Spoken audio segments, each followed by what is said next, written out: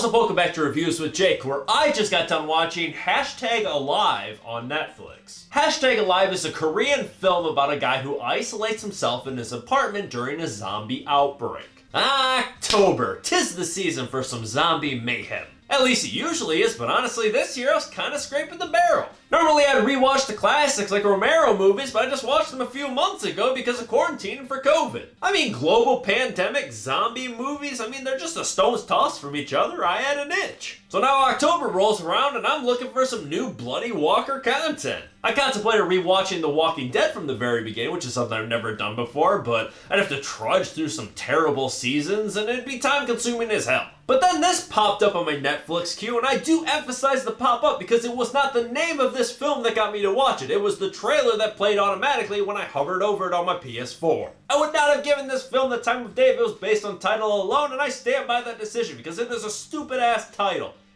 #Alive. But nevertheless, I watched it because I'm desperate for new zombie content. So on that note, let's get shambling. The pros for this movie start with its style, particularly highlighting its use of lighting and color. I feel like I've been saying that a lot nowadays, but the shoe fits. A film that leans heavily upon the angle of technology as its interesting hook for a zombie film, there's naturally going to be a lot of interesting sources of colored light, whether it's from a computer or a device or even a frickin' lava lamp. I personally thought that we as a society have agreed to move on from the lava lamp, but what can I say? It looked damn good here. It was a good, interesting use of colored light. Another thing that I really enjoyed was the makeup, special effects, and overall visual treatment of the zombies. As I watched the zombies in this movie, I could not get the zombies from A Train to Busan out of my head, and it turns out that was very merited, because the same person that made the zombies in that movie made these zombies too. It's essentially the exact same zombies in both movies, and that, even though they're not the most original build by design, it's not a knock, because these zombies are awesome in both movies. If it ain't broke, don't fix it. These things work. They're absolutely horrifying to look at. I unfortunately have not been able to catch Peninsula yet, but it was still kind of nice to get like that,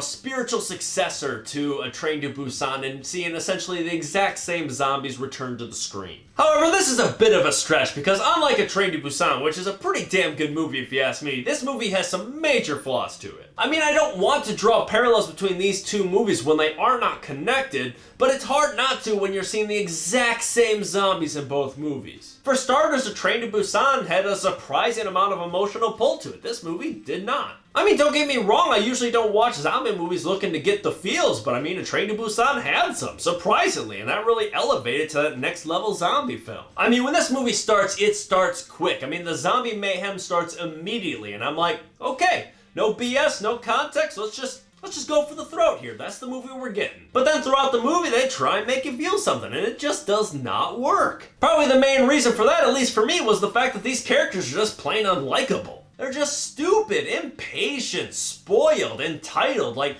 early on in the film, when the outbreak begins, dude is just like, hunkering down in his apartment, he's playing games online, and his internet goes down, and he gets all butthurt about it. Like, he knows that is popping off outside his door, and he gets upset because he loses internet. How are we as an audience supposed to get behind a character like that? There's nothing about him that's likable. He doesn't go through like a character changing arc or anything. Everything he does is just driven by the need to survive so that he can see his family again, a family that we never see or meet. There's just nothing to latch onto about him. Another thing that this movie lacks in general is just consistency from multiple perspectives. Staying on the note of the characters, they're wildly inconsistent. They change from scene to scene, from personalities, their viewpoints, their drives, their intelligence level. It all changes from scene to scene based on what the plot needs at that particular moment. In one scene, they could be geniuses, rigging up some MacGyver shit in their apartment, and then the very next scene, they're just clumsy, bumbling idiots. Almost the exact same complaint on inconsistency applies to the zombies. Sometimes they're insanely loud, growling, yelling. You could hear them from 100 yards down the road. And then in the next scene, that they're completely quiet. They're able to sneak up on someone just so the plot can execute a jump scare. One scene, they have like hyperactive hearing where they could hear a pin drop in a room down the hall. And then the next scene, they're just like borderline deaf. People are just walking right past them and they're just like,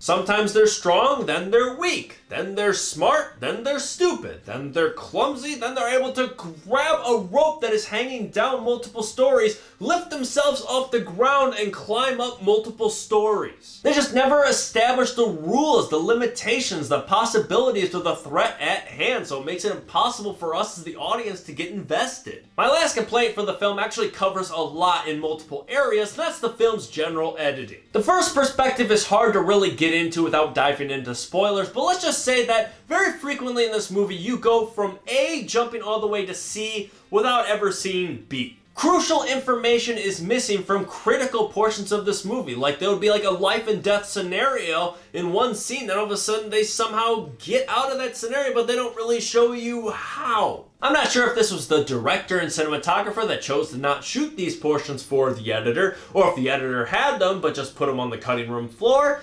I don't know what the case was, but there was just crucial information missing. Kind of on the same note, there were portions of this film that were set in slow-mo in the final product, but they were definitely not shot to be put in slow-mo. I mean, there were portions of this film that have like that really choppy, jittery slow motion that happens when you slow down clips that don't have the high enough frame rate to support that kind of treatment. And sometimes it would be on the exact same clip, the exact same shot. It would be choppy slow-mo, then it would like resume to normal motion and it would look smooth, which makes me believe that it wasn't meant to be filmed in slow motion, but they put it in slow-mo as an afterthought. I mean, maybe it was a creative decision, I don't know, maybe they meant it to look this way, but if that was the case, it was a very stupid decision because it looks amateur as hell. It looks like some Windows Movie Maker stuff, you know? All in all, I don't expect much from zombie movies in most cases. I just want some blood, some mayhem, some creative kills, some good makeup. Everything else, I just don't care. Just don't shoot yourself in the foot. However, this movie, unfortunately, was like...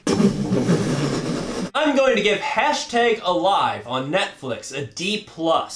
If you're tempted to watch this movie and you haven't seen The Train to Busan, just watch that. It's also on Netflix. If you're tempted to watch this movie and you have seen A Train to Busan, just watch A Train to Busan again. But that's just me. What do you guys think? Let me know if you agree or disagree in the comments below. And make sure you subscribe to this channel to stay up to date with new reviews coming real soon. Stay safe and thanks for checking in.